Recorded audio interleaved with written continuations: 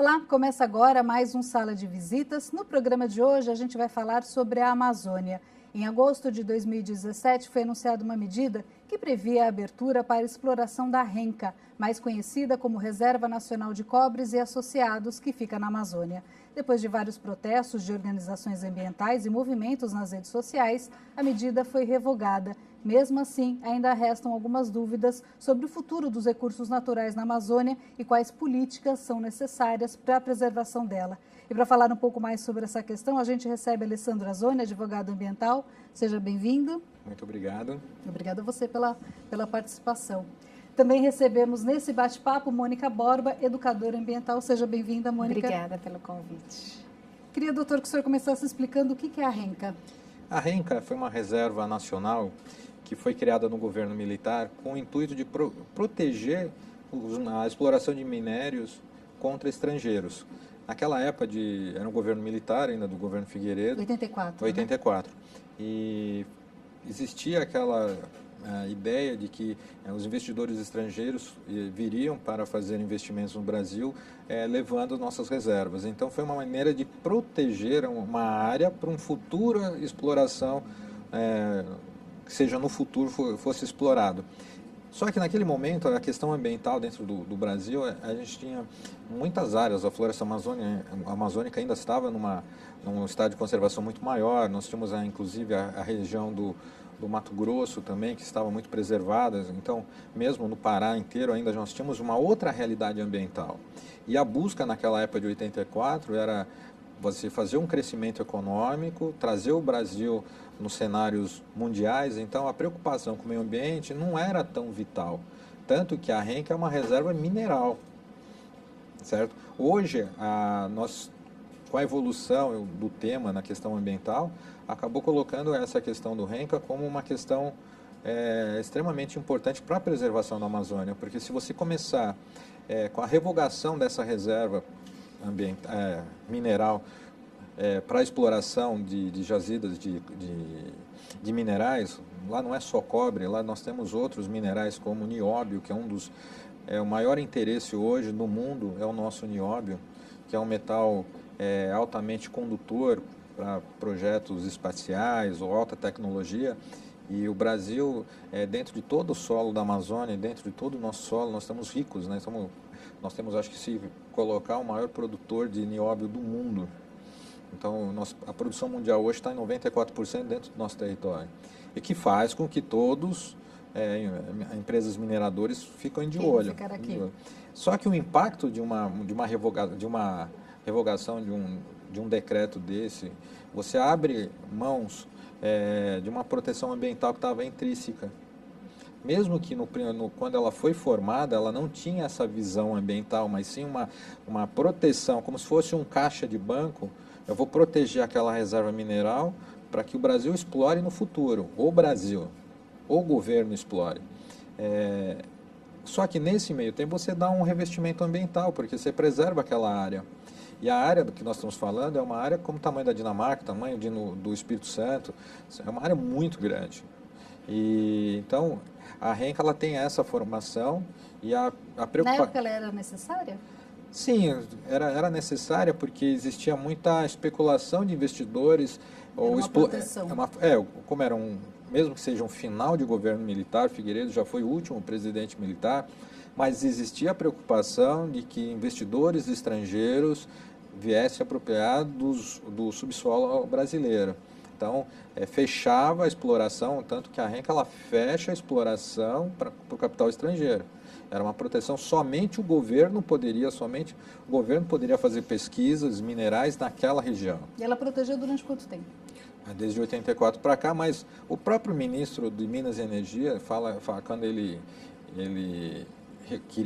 revogou esse decreto, ele disse que não ocorreria impactos ambientais, porque seria seguido todos os critérios ambientais de licenciamento e fiscalização. Só que na própria fala dele, ele fala que mesmo hoje, já existia 1.100 garimpeiros ilegais, ou seja, se com a reserva protegendo a região, já tinha 1.100 garimpeiros ilegais, e o governo ciente dos 1.100 não fez nada em questão de fiscalização. Então, se você rompe essa proteção, você abre, você imagina o que ia acontecer. Hoje, a grande carência na área ambiental, é o que eu falo para todos os legisladores, não é criar leis ambientais, mas mecanismo de fiscalização. Hoje nós não temos braço. O IBAMA não tem agente, as secretarias de Estado não têm agente. Vemos o caso de Minas Gerais, as questões das barragens, das situações que a gente tem lá, questões ambientais, não tem fiscalização. Falta agente fiscal para fiscalizar, os agentes ambientais para fazer a fiscalização. Precisaria engrossar essa camada maior. Então, o IBAMA está fraco, os órgãos ambientais estaduais estão fracos, os municipais estão fracos. Então, quer dizer assim, não adianta a gente criar a nossa lei ambiental, ela é muito forte, só que falta só o braço da fiscalização. O que você consegue fazer? Através de denúncia, quando é um fato muito grave ou muito focado, que aí você consegue pôr o dedo na ferida. Fora isso, as coisas acontecem e você não consegue fazer nada. Mônica, recentemente o presidente Temer revogou a lei que dava direito a que iniciativa privada fizesse uma mineração na região da Reserva Nacional do Cobre e Associados. Você acha que esse foi um passo importante para a preservação da Amazônia?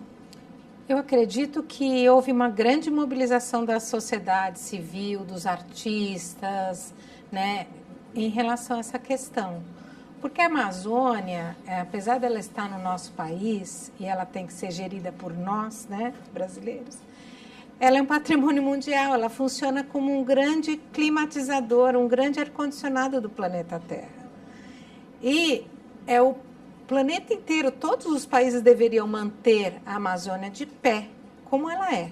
Né? É óbvio que a gente tem vários empreendimentos que podem e devem ser feitos, porém com muito cuidado, porque é um sistema muito frágil. Se a gente olhar no nosso globo terrestre, o similar que a gente tem na África é um deserto. Então, a devastação da Amazônia, ela pode existir e pode mudar todo o sistema climático do nosso planeta. Então, a Amazônia precisa ser muito bem estudada e cuidada. E nessas questões de mineração, de qualquer possibilidade de empreendimento, a comunidade científica tem que ser ouvida, junto com o modelo de empreendedorismo. Né? Nós temos aqui o exemplo de Mariana.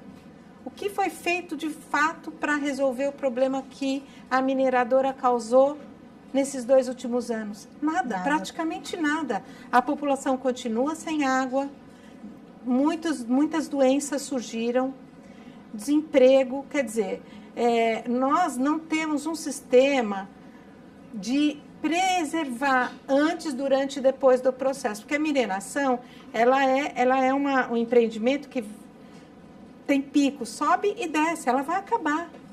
Não é algo que você coloca para uma comunidade que aquilo vai melhorar para sempre. Ele tem um começo, meio e fim. E porque ele tem um começo, meio e fim, ele deveria ter um outro tipo de tratamento. Né? Se vai melhorar a vida da cidade, se vai vir um empreendimento, como que aquelas cidades, aqueles grupos sociais vão coexistir depois que aquilo terminar? Ou nós vamos criar mais e mais cidades fantasmas, que é o que existe muito na Amazônia, são centenas de cidades fantasma, que vão lá, vai um empreendimento, acontece, não deu certo, tal, vai embora e você fica com lugares enormes totalmente abandonados. Com planejamento daria certo? Não, na verdade, assim, é como eu falei, a legislação ambiental ela é muito rígida.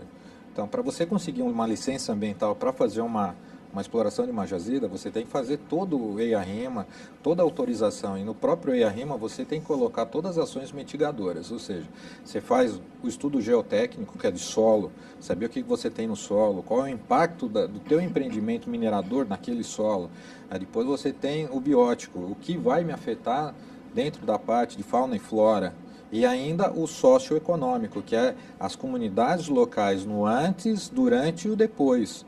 Só que geralmente eles só fazem o durante. Né? Não, o projeto, na hora que você faz a aprovação do licenciamento, é obrigado, e os órgãos ambientais, se for federal, o Ministério do Meio Ambiente, se não, o próprio Secretaria de Estado, ou se é o agente licenciador municipal, ele faz análise e os órgãos ambientais, os técnicos, são muito precisos.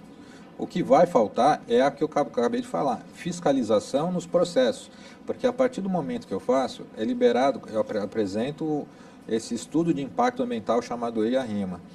É dada uma licença, como chama? A licença provisória, que é para você iniciar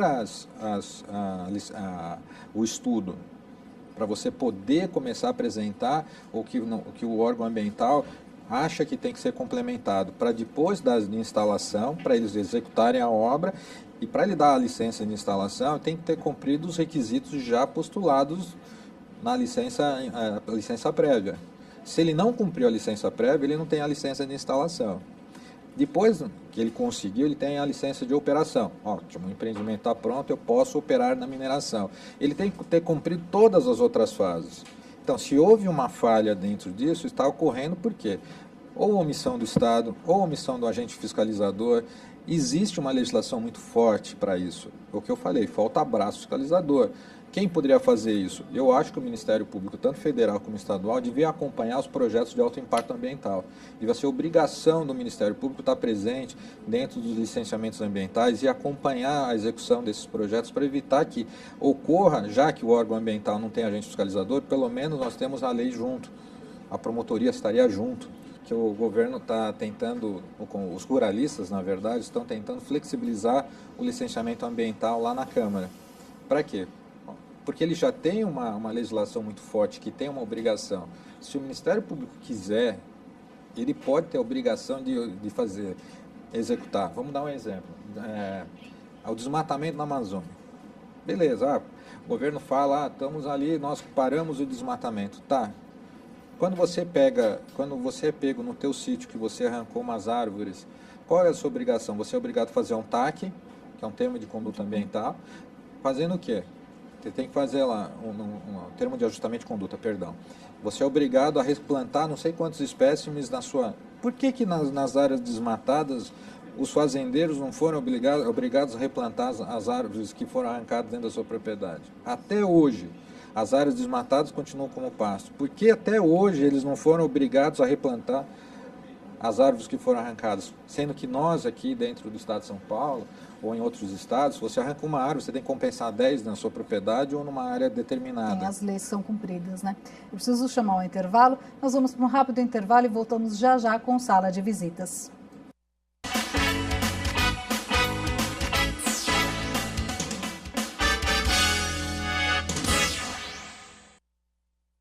Estamos de volta com o Sala de Visitas. Hoje estamos falando sobre a Amazônia. Continuamos com Alessandro Azzoni, advogado ambiental, e Mônica Borba, educadora ambiental.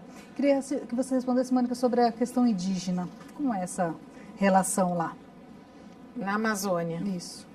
Olha, na verdade, o Brasil, né, quando os portugueses chegaram aqui, tinha centenas, né, de comunidades indígenas que foram sendo devastadas e hoje a grande maioria está na Amazônia. A gente tem uma instituição muito importante no Brasil, que é o Instituto Socioambiental, que faz um trabalho de excelência, de valorização dessas culturas. Agora, infelizmente, as pessoas acham que índio é um ser totalmente diferente dos seres humanos e que não tem nada a contribuir com a nossa sociedade. São povos que têm cultura, que tem tradição, que tem um conhecimento sobre a floresta que nós não temos, né? E a gente tem que respeitar isso e cooperar, trabalhar com respeito e cooperação. Agora, existe muitas dificuldades de relacionamento e que para muitos querem mais é que sejam extintos índios porque eles têm reservas, e essas reservas, debaixo de todas as reservas indígenas da Amazônia, tem minério, gente. A gente sabe disso. Então, em algum momento vão acabar todas as áreas de reserva públicas ou das empresas e os índios vão ser detentores de um patrimônio de recursos minerais muito importantes. Então, existe toda uma questão econômica por detrás disso, para serem dizimados. Existe uma política clara de quem está hoje no Congresso quer a dizimação dessas comunidades. Porém, eu vejo de uma forma bastante diferente de respeito a todos os povos que existem nesse planeta. Alessandro, como é que você vê essa questão? A questão indígena, ela está protegida pela Constituição por uma questão ambiental também. No próprio artigo 225 fala do patrimônio cultural. E o índio entra na questão do patrimônio cultural, além das outras proteções. Mas ele goza do princípio ambiental justamente por causa de ser um patrimônio cultural nosso. As reservas indígenas, elas realmente estão dentro de áreas que são ricos em minérios, ricos em biodiversidade. Então, tem muita gente de olho nela. Exatamente. Muito. É só que o problema todo hoje não adianta você fazer a reserva indígena e não dar uma coexistência para essas comunidades, deixar elas simplesmente... Tem algumas comunidades ainda dentro da Amazônia que elas não têm um contato, tem algumas que nem contato humano têm. Então, acho que até se houver o contato, pode até ter aquele nível de dizimação, por causa que não tem o contágio com gripe, essas outras questões infecciosas, mas ainda existem comunidades dentro da Amazônia que não têm contato humano. E aquelas que já têm o contato humano, os filhos deles já começaram a ter um processo já de descompatibilização da tribo indígena. E aí começa a ser influenciado pelo poder econômico. Por quê? A partir do momento que esse filho de um pajé ou filho de uma tribo indígena, ele sai da comunidade, ele perde a referência tribal. Ele quer fazer parte, né? Aí ele começa a fazer parte de uma outra comunidade. E ele começa a ver que aquilo é um bem de capital que ele pode vender, que pode transformar em recurso. E hoje a gente tem grandes centros econômicos, grandes empresas voltadas com esse segmento, olhando para aquelas regiões. Então eu vejo assim, não adianta só a gente ter a reserva, mas dá um sistema de... a gente vê casos que a gente vê, como está sucateado, a questão da FUNAI, os órgãos de proteção indígena, como elas não têm a capacidade de dar uma proteção adequada aos indígenas. Nós temos aqui dentro do próprio estado, dentro da própria cidade de São Paulo, que é lá no Parelheiros, a tribo Tupi-Guarani, a última. Crucutu, né? A última. Ela vive num estado de subsistência tremendo. A cidade inteira envolveu aquela região. Ela fala até de construir um aeroporto ali perto. Então, quer dizer assim, é uma situação que eu concordo com a colega na questão de você deixar só ele na questão de sobreviva. Eu te dou uma reserva e você sobreviva. Não, tem que existir proteção, porque você tem os grileiros que invadem, matam os índios. Aí quando os índios têm que se defender, eles são considerados criminosos. Então nós estamos falando, gente, sai um pouco da sua área de conforto daqui, onde você liga o 190, você tem uma polícia, vai para uma área do Pará, no meio do mato, onde você está dormindo lá na sua oca, e de repente entra um guerreiro te dando tiro, matando seu filho, sim, e te jogando no meio do mato. Não tem ninguém para socorrer. E você nem vai saber que você morreu. Então, é uma situação de calamidade, eu acho. Não adianta só ter a proteção, não adianta só ter a delimitação da reserva. Eu acho que existem muitos trabalhos, né, da valorização indígena e da cultura indígena para ter uma questão econômica sustentável para essas populações, mas não no nosso modelo econômico. Não funciona, né? Não, o nosso modelo econômico, ele é destruidor. Olha nossas cidades, elas absorvem tudo que tem de fora e o que elas contribuem com o que tem para fora, né? Nós pegamos todo o lixo aqui, jogamos fora e não volta nada para o campo. E a gente precisa ficar pondo fertilizante, ou seja, as populações indígenas, elas têm um conhecimento e uma sabedoria que a gente deveria olhar com muita atenção, porque lá eles têm o valor econômico, social e ambiental na mesma linha. O econômico não manda na sociedade indígena. E todos os documentos na área ambiental que a gente está escrevendo há 40 anos falam que a gente tem que ir para esse caminho, entre o equilíbrio entre o econômico, o social e o ambiental. E nós temos populações que vivem dessa forma, né? E que a gente não consegue olhar, fazer um olhar. Eu não estou propondo de forma nenhuma que nós nos tornemos indígenas, não é isso. Mas eles têm uma aprendizagem, uma relação com a natureza, que nós rompemos isso no período da Revolução Industrial. A gente rompeu essa relação com a natureza. E hoje a nossa sociedade vive de uma forma que o nosso futuro não é muito positivo. Se você fizer qualquer pesquisa, qual é o nosso futuro comum hoje, como humanidade? Nós consumimos mais, todo ano a gente consome mais do que o planeta consegue nos trazer de volta. Então, existem questões que a gente precisa incorporar, né? E que a questão econômica ela é importante, mas ela não é mais importante que o ambiente ou que a questão social. E eu acho assim, a Amazônia, ela é responsável por todo o fluxo de água do nosso país, da América do Sul, né? Os ventos vêm do Oceano Atlântico, vão até as cordilheiras, desce pelo cerrado e traz água para cá. A chuva, ela só anda onde tem floresta. A chuva não está chegando mais no Sudeste porque o cerrado foi destruído. O cerrado tem sendo destruído e aí a gente vai mexer com toda a questão das chuvas, né? E a produção de alimentos vai dar problema, porque para produzir alimento a gente precisa de água, precisa de chuva. Né? De entender como funciona o nosso planeta e valorizar a questão da produção da água, ele está associado à questão das florestas. Então, sem floresta, não vai dar para a gente viver aqui. Eu não sei de onde vem essa ideia que a gente nós vamos ter que destruir toda a floresta para aprender isso. Os cientistas já nos falam isso, a gente já está sabendo disso. Sabe. Você ia falar alguma coisa? Queria falar, é tão importante essa questão do conhecimento indígena, que tem a proteção da biopirataria, né? Uhum. Que é justamente para evitar a bioprospecção, na verdade, né?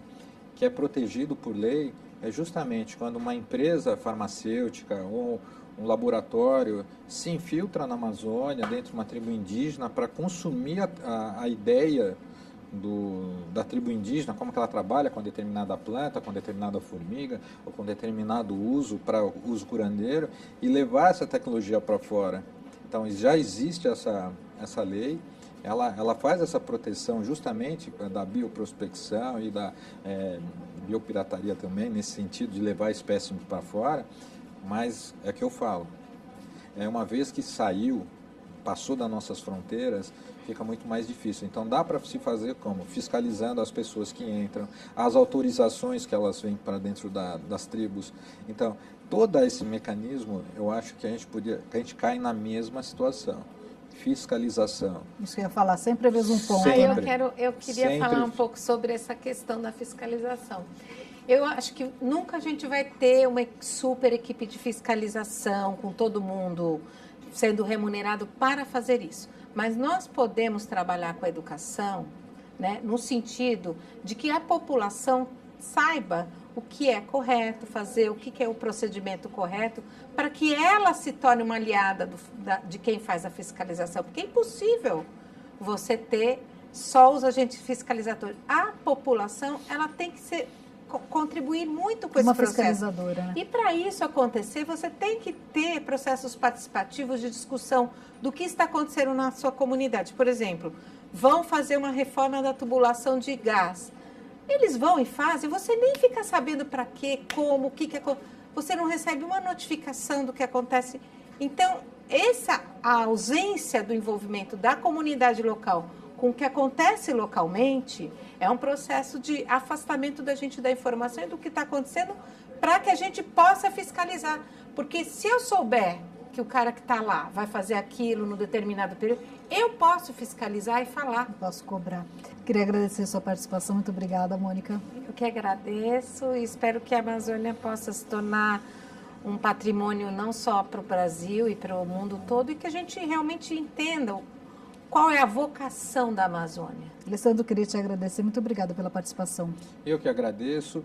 Acredito que Essas questões ambientais vão estar muito mais agora em discussão, não só na questão da Amazônia, mas nas nossas cidades, em todas as discussões, vão ser muito mais acaloradas. Eu acho que a participação de cada um vai ser importante e fico à disposição para o que vocês precisarem, tem meus contatos, me procure, que eu sou ativo nessa área, posso ajudá-los no que for preciso. Obrigada. E obrigada a você que nos acompanhou em mais um Sala de Visitas. Até a próxima.